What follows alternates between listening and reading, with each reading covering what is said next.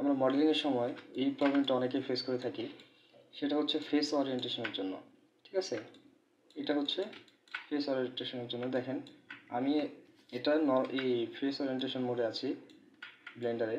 এখন এই যে ফেসটা, এটা উপরের দিকে ব্লু, এটা বাইরের দিকে ব্লু, কিন্তু এটা হচ্ছে নিচের দিকে কি রেড। যার কারণে আমি যখন বেবেল করছি, এটা ব্রিজ করার পরও এই বেবেলটা কিন্তু ঠিক হচ্ছে না, উপরেরটা ঠিক হচ্ছে না।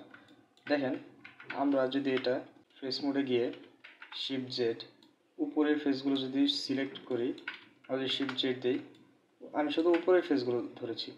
ধরার পর এখন কি করব, কিবোর্ড থেকে শিফট এন প্রেস করব আমরা। করার পর এখানে একটা রিক্যালকুলেট নর্মাল নামে একটা অপশন আসছে, এখান থেকে আমরা ইনসাইড দিয়ে দেবো। তাহলে হলো কি, যে উপরের যে ব্লু ফেসটা ছিল সেটা নিচের দিকে, মানে ফেস ওরিয়েন্টেশনটা এখন ঠিক হয়েছে। এখন যদি আমরা বেবেল করতে যাই, এজ মোডে গেলাম, যাওয়ার পর এখানে হচ্ছে আমরা এজগুলো ধরবো, এজগুলো সিলেক্ট করব।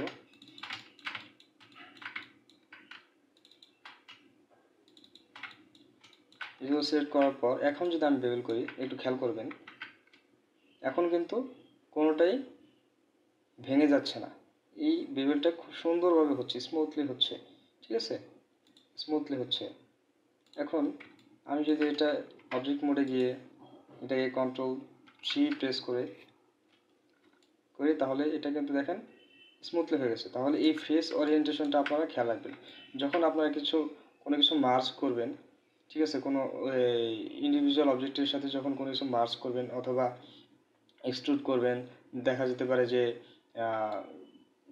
মানে ফেস ওরিয়েন্টেশনের কারণে এটা এমন দেখাচ্ছে।